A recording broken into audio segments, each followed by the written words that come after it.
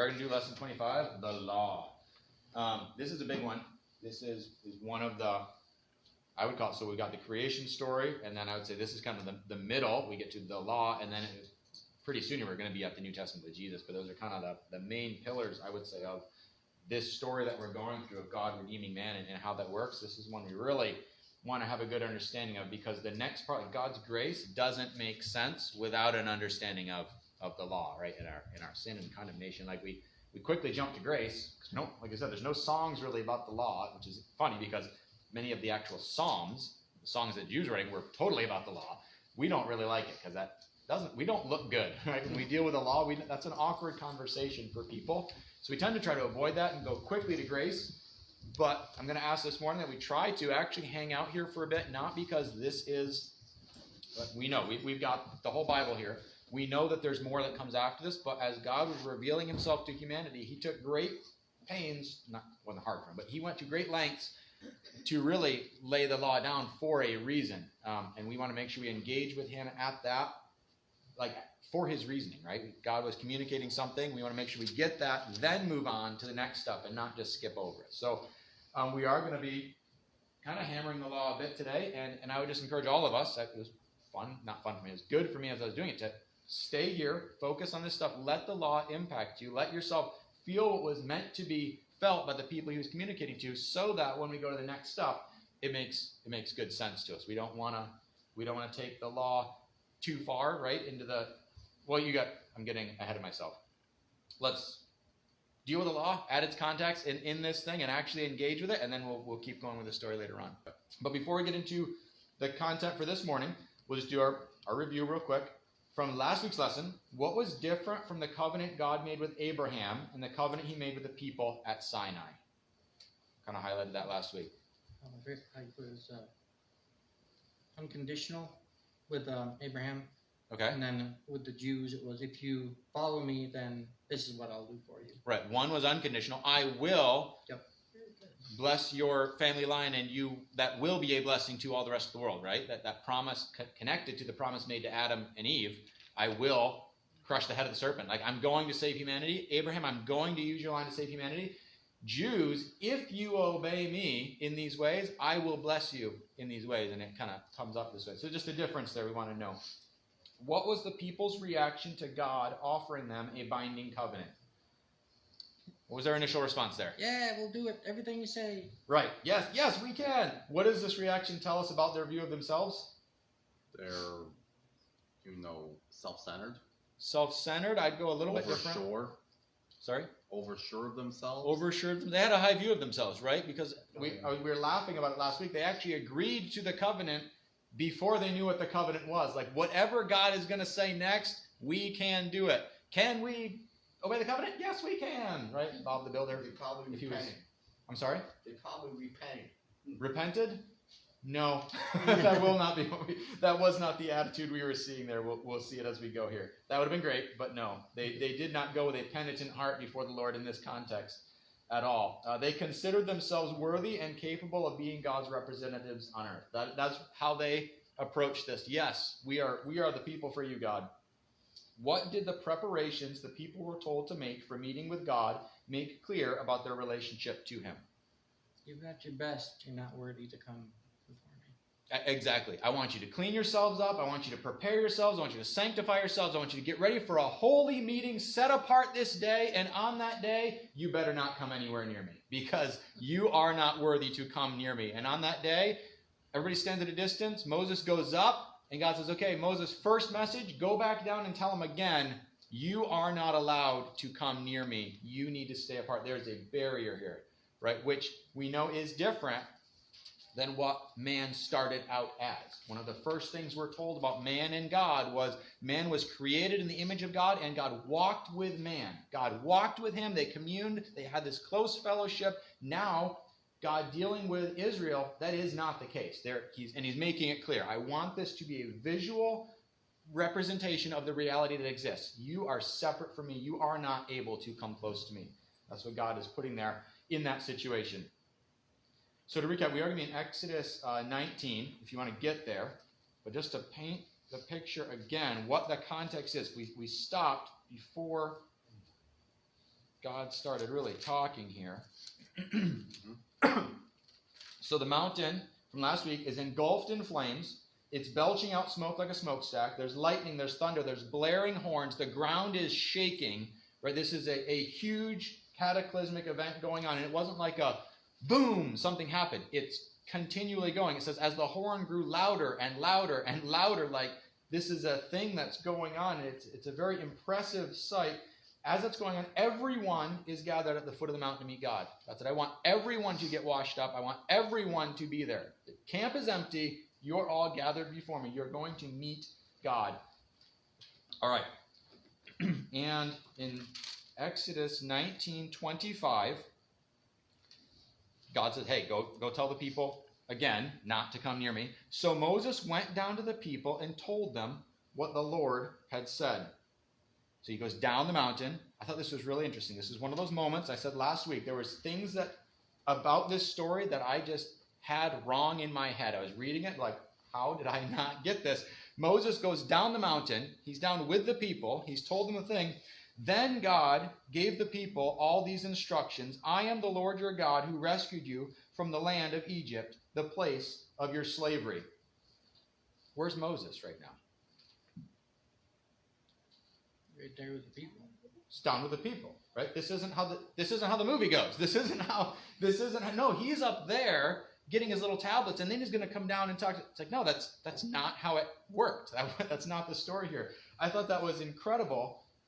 It just hadn't clicked me. If you go to Deuteronomy 5:23, Moses is going to recount this story again. Deuteronomy is basically the whole retelling of the story of this. Right before they go into the promised land, he gives them their whole story again. Deuteronomy 5:23. Moses talking about this instance again.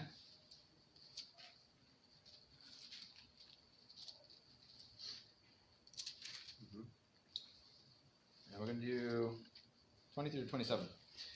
So he's talking to the Israelites later on about this time that we're about to read on here.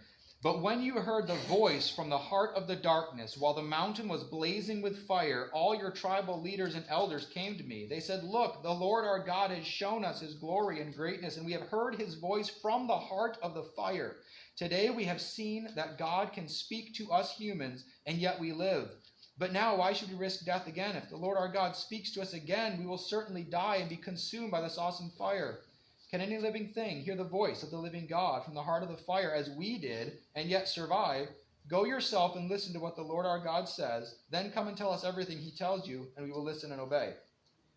As they're thinking back on this time when God gave them the 10 commandments, or the 10 words is how the Hebrew would say it. As God gave them these 10 statements, God himself from the mountain, the flaming, burning, smoking, rumbling, trumpeting mountain, said this to the people and Moses as they're gathered down there.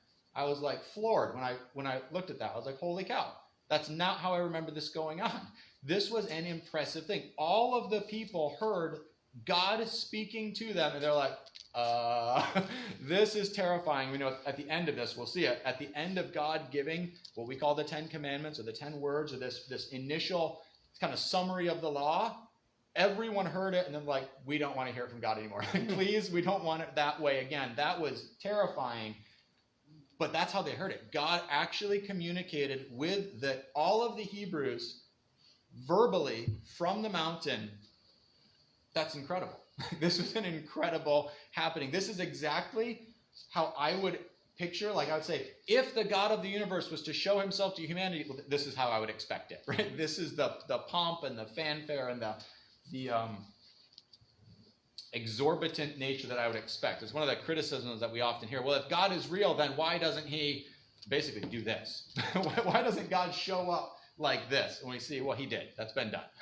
He actually did that. I thought that was incredible because I hadn't clued into that before. Somehow I've read over that and just forgotten it or rewritten it in my mind to be as I've seen in all the children's books I looked at, where just Moses with 2 stones. That's not how this stuff, what we're about to read, was communicated to Israel. Very impressive.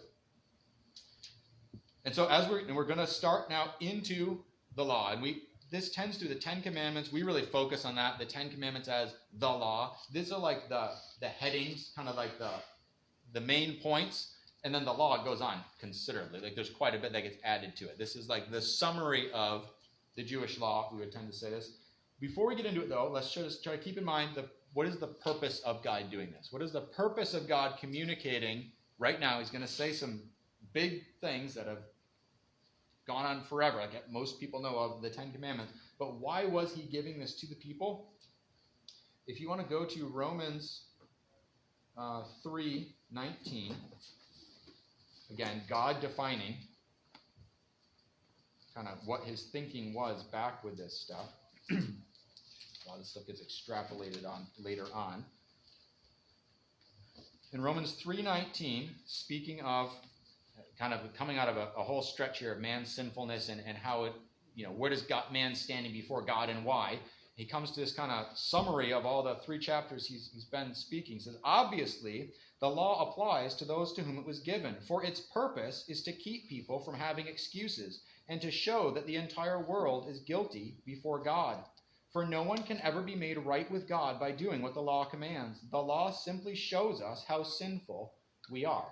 That is the purpose of the law. And so the Jews, as they were engaging with this, and we see it with their response even, they're saying, oh, God's going to give us the how-to tutorial of how we are made right with him, right? How we can have a relationship with God. What's the covenant, God? Yes, we will do that. And God's like, no, that's not what this is. This isn't here's how you get right with me. This is here's why you can't be right with me. And we want to keep that in mind as we engage with it. That's God's intent when he's giving this to it.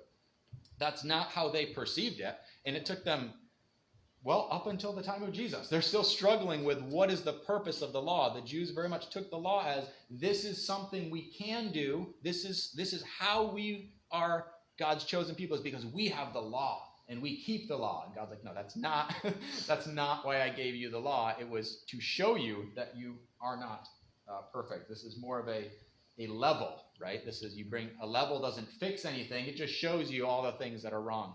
When I worked with Josh Hawkinson, that was one of the first things we do when you go to a job site to do renovations in a home.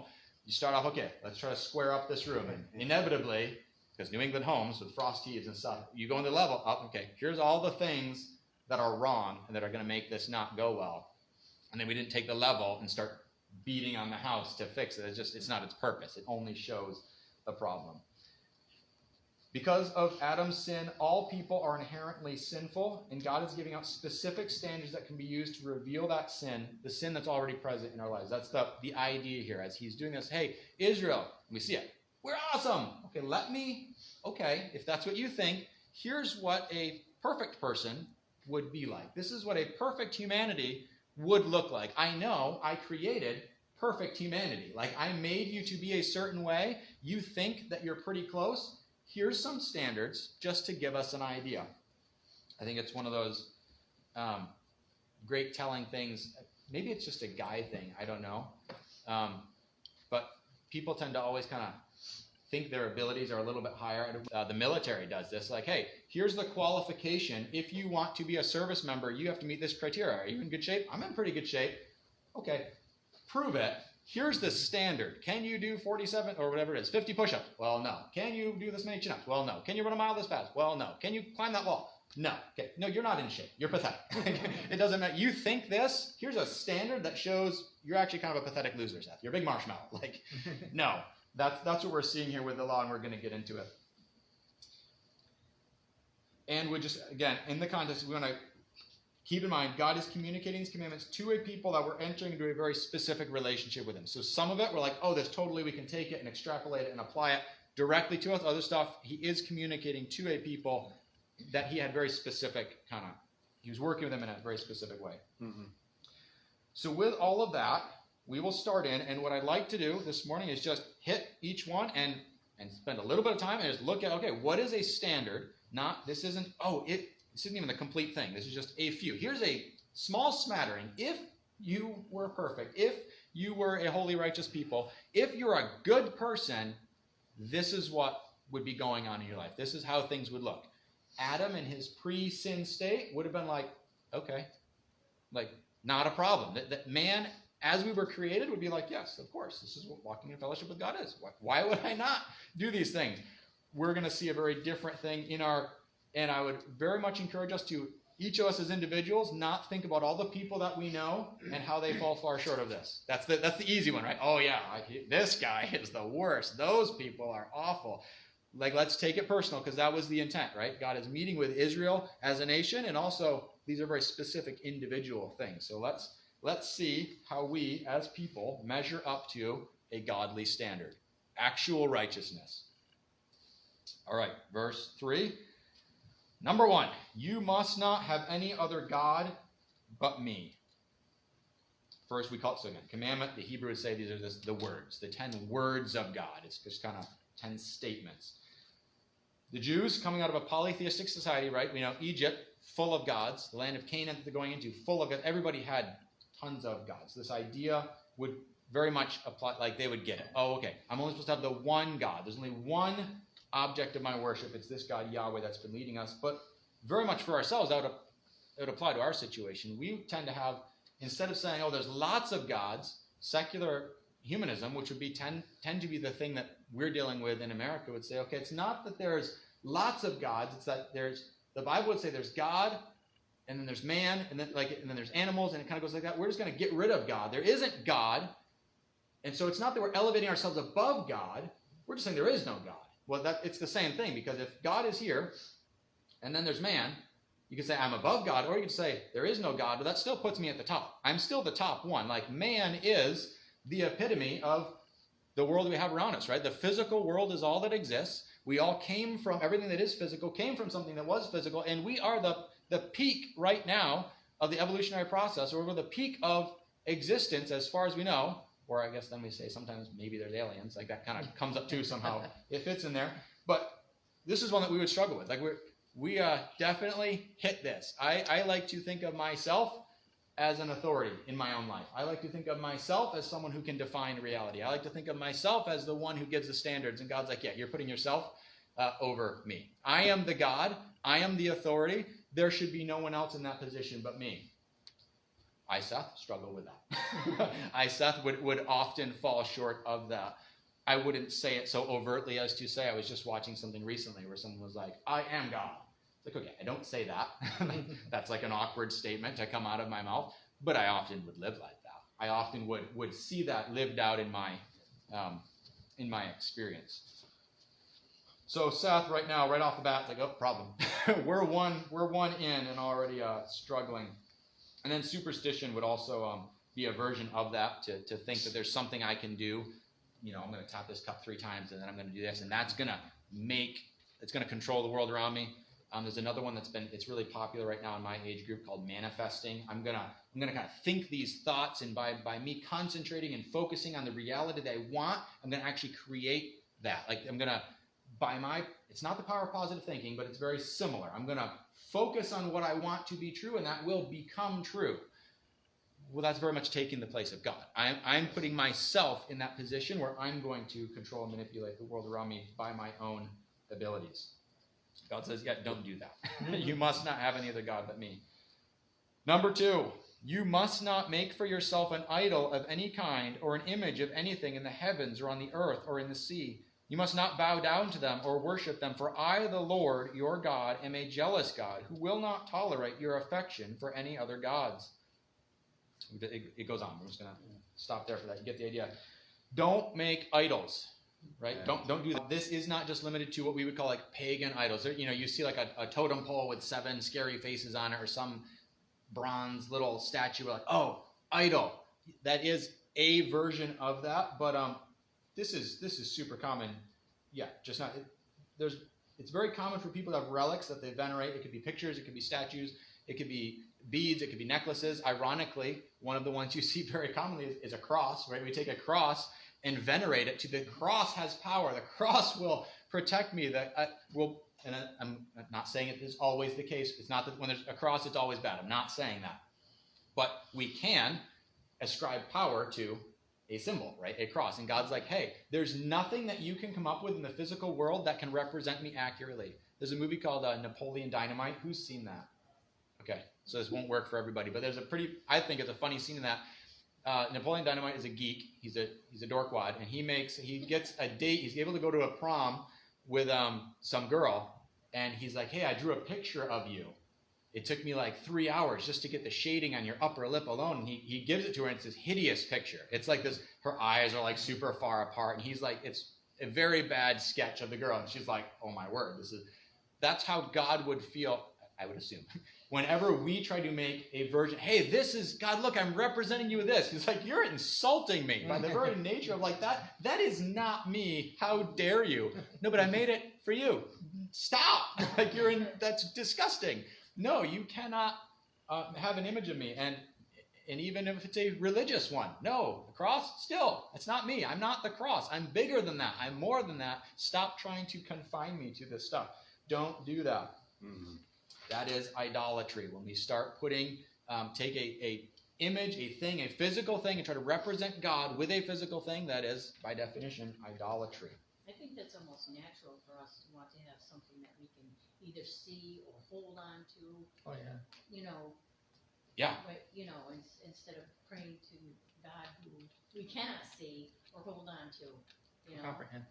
Well, it's very difficult for us to have, God is beyond what we can comprehend, and we want to bring him down to some sort of fathomability. I want to be able to kind of get it, so I'll just tone it down a little bit. It's like, no, you can't tone me down. When you do, it's an affront to me.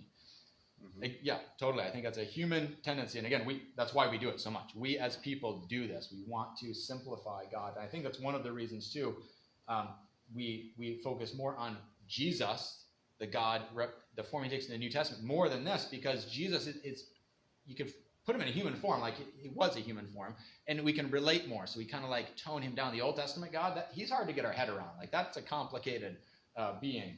So we don't like to go there too much. Number 3, so again, for me, fail. I'm 0 for 3 already. All right, 0 for 2.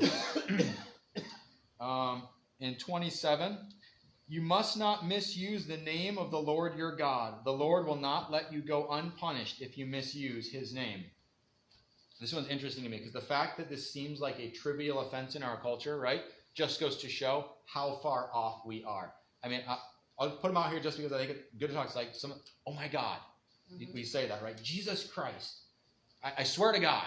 We say these things. These are flippant comments, except for the JC one there. Like, this is stuff you hear in kindergarten. Like, this is stuff that people say, and it's not even going to affect the rating on a movie or anything. It's just normal talk in our culture. And God's like, this is highly offensive. This is completely inappropriate to take my name, who I am as a person, and use me as a expletive. No, like that is wrong. That is so offensive. Don't ever do that. And the fact that it's not even, most Americans would read that and be like, why is that one there? Why is that one with murder and adultery and stealing? That's just saying something. In verse 8, go to number 4.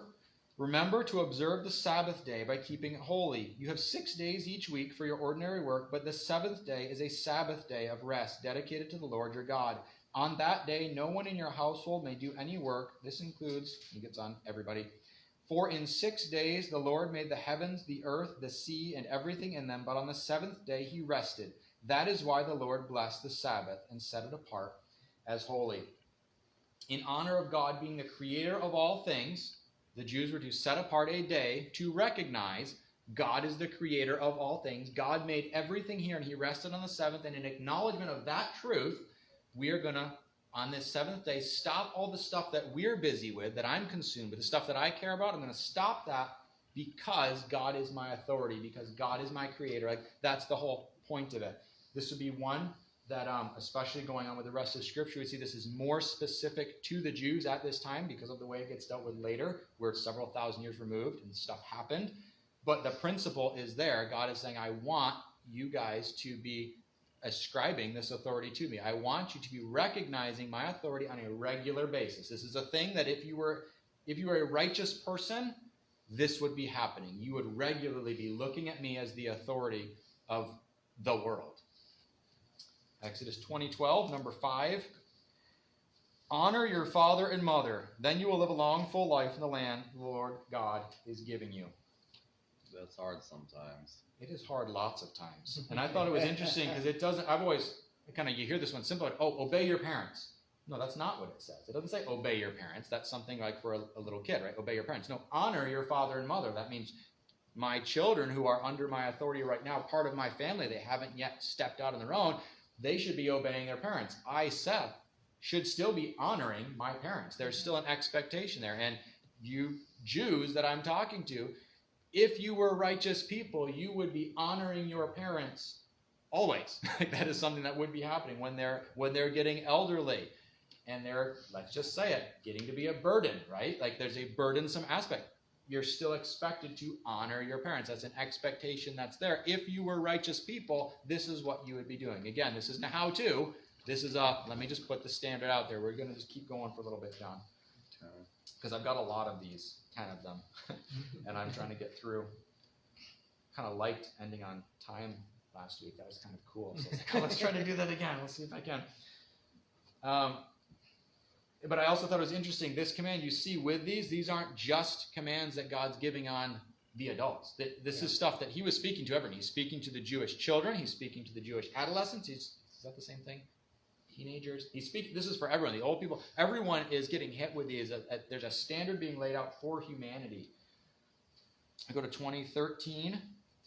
You must not murder. Just kind of like, right, didn't need to explain that one a whole lot, I guess. Just kind of like, oh, you know what this one means.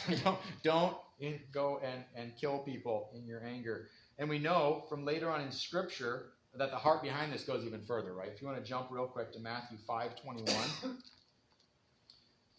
Again, what God is giving here is like the summary, the quick version, and then he goes on at length to say, this is what a righteous person would be like. And Matthew 5:27. This is Jesus talking, and he's obviously referencing this conversation that God is putting out at Sinai. You have heard the commandment that says you must not. Oh, sorry, I'm in the wrong one. 5. Did I say 27? I'm at 5:21. Thank you. The next one comes up next. You have heard that our ancestors were told, you must not murder. If you commit murder, you are subject to judgment. But I say, if you are even angry with someone, you are subject to judgment. If you call someone an idiot, you're in danger of being brought before the court. And if you curse someone, you're in danger of the fires of hell. So again, that's not changing what's here. He's just saying, hey, before I, God, said don't murder, what I'm really getting at is the heart of that, like that hate, that anger. That is in complete opposition to righteousness. That is not okay. That is sin. And he said that the anger really is just as sinful as the murder. Obviously, different consequences and stuff we'd see in life, but that is what's being talked about here. Back here in Exodus, we're just getting the don't murder thing. It's like, hey, the heart behind this is don't even like that rage you feel, which I'm with you, John. I have felt rage. I often do. I get so angry about stupid stuff. You guys ever had a car pass you on the road and like some stupid passes 5 cars and he's an idiot and you're like, wouldn't be upset if I saw you in a ditch down the road. It's like, what? I would say all of us very quickly, okay, fail. If you get to the heart behind it, definitely a problem. Exodus 20:14. You must not commit adultery. Just kind of list that one out again. Similar to the first one, doesn't get a whole lot of explanation. This is kind of just established. Should have saved my spot there in Matthew. Go to Matthew 5:27. Same thing. Jesus fills this out a little bit more and says, hey, yes, don't commit adultery. The heart behind that is really what was being targeted. In Matthew 5:27, you've heard the commandment, Jesus says, that says you must not commit adultery. But I say, anyone who even looks at a woman with lust has already committed adultery with her in his heart. And we'll just leave it there. He gets kind of long-winded with that one. But right there's that idea of, hey, sexual deviance or sexual promiscuity or going beyond the bounds of sex within marriage, problem. And you see it in 1 Corinthians 6. Same thing. This is still God talking. Adultery, we'd say, is a specific thing between, okay, a married person having sexual relations with someone that is not their spouse. That's kind of specific. We see throughout Scripture, again, that's the bullet point or the heading. Sexual stuff gets talked about a lot in the Bible. 1 Corinthians, I'm having trouble finding it, 6:9. Again, just a list being put off here of this on this topic. Don't you realize that those who do wrong will not inherit the kingdom of God? Don't fool yourselves. Those who indulge in sexual sin, or who worship idols, or commit adultery, or are male prostitutes, or practice homosexuality, or are thieves, or greedy people, or drunkards, or are abusive, or cheat people, none of these people will inherit the kingdom of God. These are all attributes of sinful people. These are all actions that when you do them, these are not honorable things. This is not righteous living. This is not a good thing. All of these. In Exodus, it just says specifically adultery. We know the heart behind that is, no, we're talking about anything outside of the bounds of marriage, right? Any sort of sexual expression outside of the bounds of marriage is sin, is wrong, is bad in God's sight. There's a standard there. Mm-hmm. Number 9. Oh, no, number 8. Oh, I thought it was 15. Yeah, 2015, Commandment 8. You must not steal. Again, simple. Taking something that doesn't belong to you. Don't do that. And there's the overt theft, right? When we were in the bush, we had some teenagers in the dark of night came and stole one of the gas bottles, like cut the wire of the tube, stole the gas bottle because they wanted to make home brew. So they took that so they could make their still and stuff. Stole that from our partner. Overt theft. I want that thing. I'm taking that thing. It's not mine. It is now mine. Theft. Go on. And then there's also the covert stealing, right? So that was one form of stealing. There's also, when we were in the marketplace, we'd see that there'd be this basket of strawberries when we were in the Highlands, which you know, strawberries, oh, this is so good. And they're all perfect. And like, hey, so for these wonderful berries, I will give you 5 Keenan. Like, yes, great. And you get home and you realize there were 8 good strawberries on top and then 20 rotten strawberries underneath. And I sold them to you as a basket of good strawberries, knowing those were all mushy and mold in it. That's stealing. Like, here's a transaction. I'm selling you food. No, you're selling me rubbish. You sold me trash. That was a form of theft. Also, you can even count laziness at work, lying on your time card. Hey, yeah, I was here on time. Just put Did that that in really there. happen to you? The berries thing? Yeah. Yeah, it did. Where More was than that? once, which is Where was that? Papua New Guinea. Who did you? There was nothing I could do. It was just done. I lost my money, felt bad, got angry. Yeah, And it had 18 strawberries. I had 8 good strawberries, bleached rotten strawberries, and try to make them work. Go on to the last one here. Verse 17. Oh, man, I keep skipping them, don't I? Sorry. Yeah. Go to number 9. It's just, I don't do well with lists. You must not testify falsely against your neighbor. Don't lie. And that's one, there's always a reason to lie, right? This is one in the West, we tend to fudge a little bit. Well, that was a white lie. We just call that a lie. It's a little lie. Just call it a lie. It was lying. It was a lie for their benefit. Still a lie. Usually, to avoid consequences, we'd say, oh, it's for that person's benefit. No, it's because you didn't want them to feel, upset at you if you told them this thing. And we'd say, oh, Yeah. my wife said, am I gaining weight? So I said, no, because I wanted to be happy. No, you said, no, because you didn't want to face the consequences of saying yes. This is a not God thing. This is something that perfect Adam would have never struggled with. That we don't see lying until sin, right? Sin begets this type of this thing, and so that's something we see. This is not this isn't God laying out standards that are unattainable for man. This is man not living up to standards that should have been attainable, right? Adam would have been able to meet all of these. So it wasn't God being unreasonable, it's people being unfit, right? Man not measuring up, not God being unreasonable. Number 10, Exodus 20:17. You must not covet your neighbor's house. You must not covet your neighbor's wife, male or female servant, ox or donkey, or anything else that belongs to your neighbor. just to put it out there, none of the things. Don't covet any of the things. To look at something that belongs to another and feel that it should be yours, right? That would be coveting. It's not like, oh, I would like a sandwich. That's not coveting. Mark has a sandwich, and you know what?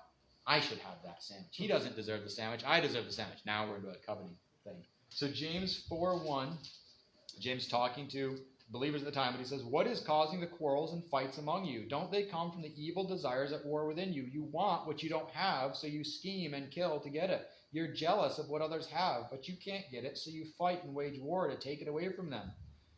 And he goes on from there, but coveting, that's coveting. I want what that person has, and that begets that anger, right? That could lead to murder, but often we tone it down. We don't actually kill somebody, but the coveting leads to that. Coveting leads to theft. Coveting leads to adultery. Coveting leads to the anger. I mean, most of these things would be would be covet based. And yeah, that's kind of the trump. That's the, you think you're doing all right with these other ones, bam, you're done. And then really, if there's an honesty as we engage with this, it's like, no, fail. And yeah, covetousness is a sin that leads to other sins. If we go to Exodus 20:18, man, I wrote that wrong. Where am I? Oh, there it is, 20:18. So that finishes. God says those things, right? God speaking from the mountain lists off that. I mean, a huge moment there. When the people heard the thunder and the loud blast of the ram's horn, when they saw the flashes of lightning and the smoke billowing from the mountain, they stood at a distance, trembling with fear. And they said to Moses, "You speak to us and we will listen, but don't let God speak directly to us or we will die." They didn't like that. Or I guess I'll keep reading. "Don't be afraid," Moses answered them, "for God has come in this way to test you, so that your fear of him will keep you from sinning." As the people stood in the distance, Moses approached the dark cloud where God was. Then now we see Moses actually going up, and he's going to be talking on behalf of the people. They did not like standing before a holy, righteous God there. Like, this is not going well. We're terrified. Even in there, and there's that thing of, right? So they're faced with their inadequacy. They're faced with a holy, righteous God telling them, "Here are my standards," and you can't measure up. And so their response is, "We don't want to talk to him anymore. We don't want to. Can you make that stop? We want to tone it down, put it in little Moses form, and give it to us that way. We'll do that because we don't want to hear this from God anymore. This is kind of too much to handle." Yeah, those Kind of just cowards. interesting. Yeah, sinners. All of us, not they sinners, we sinners, because we would have all struggled. Because remember, the rest of the Bible hasn't been written. They're now engaging with God, and they're very much being hit with the idea of, you are not adequate. There is a problem here. That's a scary thing. It's been a long time since I read it. Sinners in the hand of an angry God, kind of a wrathful, talking about this type of thing. What is our relationship before God? Here's a bunch of people stand up before God who is blowing up a mountain, and he's like, "You are deserving of punishment. You are not righteous. You are not good." That's shaking your boots type of stuff. That's actually standing before the being who could enact judgment, rightfully so, and he's just listed off all the reasons why he would be well within his rights to do that, right? Mm-hmm. Sinful man does not enjoy interacting with a holy, righteous, powerful God. We want to get the watered down version, right? We want to tone it down some. And from this point on, we're going to see that Moses is going to mediate there. But we just see that, again, a human response to it. This portion or this topic in the Bible is one of the biggest reasons that people hate the idea of Christianity. They hate the God of the Bible. I don't want someone telling me that I'm inadequate. I don't want someone defining reality as me being not enough. I don't want the idea that I deserve punishment. No, I'm a good person. Well, here's what a good person looks like. You're not that. Oh, I don't want to talk about that anymore. I just want to not get this. And again, in giving the law, God wasn't giving the people a means of accessing him, right? He's not trying to, hey, this is how we can have this great relationship. He was outlining the reasons they couldn't access him. You're at a distance. You're not allowed to come close. Let me tell you why. Here's a list of reasons. If you go to Galatians 3:10, speaks on the law again. Again, looking back, Paul was writing to a bunch of Jewish believers. They're very much thinking about the law. Galatians 3:10. "But those who depend on the law to make them right with God are under his curse. For the scriptures say, 'Cursed is everyone who does not observe and obey all the commands that are written in God's book of the law.' So it is clear that no one can be made right with God by trying to keep the law. For the scriptures say it is through faith that a righteous person has life." Faith in this case being, right, faith in God's promise that he would provide a suitable sacrifice. God would provide a sacrifice. And that's why the law, when it's given, is always paired with sacrifice, right? The law wasn't a means to be made right with God. The law was to show us, holy cow, I have a problem. I deserve judgment on multiple levels. I am a bad person. God is perfect. This is a problem. And then we see God, the next thing we're going to hit is, okay, now what do? Here's the law. Here's perfect me. The next thing should be judgment. You fall short. You should be judged. Now I'm going to institute. He's going to really lay out a sacrificial system, which we'll get into next week. We'll really hit that as we go through the tabernacle. God showing, this is how I'm going to deal with this. But the law is often viewed as a how-to,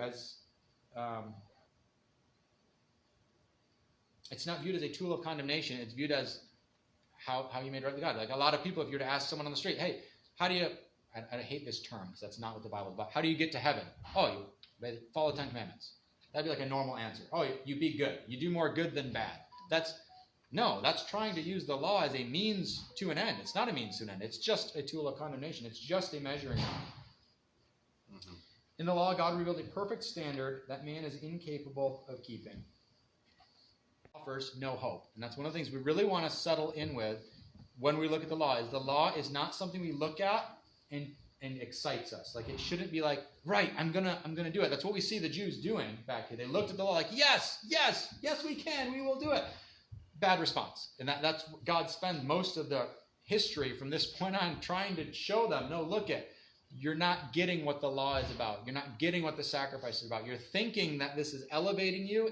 You're missing the point. That's what Jesus comes in so harsh when he talks. You took the thing that was meant to condemn you and point you to your need of a Savior, and you actually thought you were doing it. You thought you were holding up well under this. Last one we'll look at here, just as we finish up this idea of the law, is in Romans 3, 10 through 12, be the summary of, as we look at the law, we as individuals, we as humanity, as we engage with a perfect standard, Romans 3:10, and that's what Paul is doing here. He's kind of gone over all of the different ways that man stands condemned before God, the law being one of them. In verse 10 he says, as the scriptures say, no one is righteous, not even one. No one is truly wise. No one is seeking God. All have turned away. All have become useless. No one does good, not a single one. That is the appropriate response to a sincere look at the law. If we look at the law, we look at what was given at Sinai, I look at my own life, I say, whoa, I'm a bad dude. I'm in a bad spot. I need something in and of myself. I have nothing to offer here. All I have to offer is bringing me condemnation. All I have in who I am as Seth is deserving punishment by God's standards here. And that's God he's like, this is just, I am righteous. How do you look compared to righteousness? Oh, not good. I look really, really not good. That would be an appropriate response. The law should be something that makes us nervous. The law should be something that causes us to question, like, oh, whoa, what do I do? I'm helpless. Like, there's nothing here that offers. It's like, hey, you're all of this, or you're deserving of judgment. I'm not all of that. I'm definitely having trouble on multiple points. Well, judgment then. That's what you deserve. Oh, that makes me nervous. When we presented this among the Iski, that was definitely it was cool because they hadn't heard much of the rest of the story. They had some concepts, they had some inklings because of different things they'd heard, but they get to this point and they're just like, yeah, we're in a bad spot. This is us, and he's right. We're bad people. I'm a bad person. I deserve punishment. And I don't want this to be a fire and brimstone. This isn't like, this is why right now. We know there's more. There's more to the story. But for the rest of the story to really have that power, for grace to be impressive, for grace to be amazing grace, first we have to really acknowledge what is our situation? What do we stand? I stand before God condemned, rightfully so. I stand before God as someone who deserves to be punished. And all he did was lay out here's a little standard. Here's something that should be, I created man to be able to meet this standard. How are you doing, Seth? Not well. I'm really, really failing.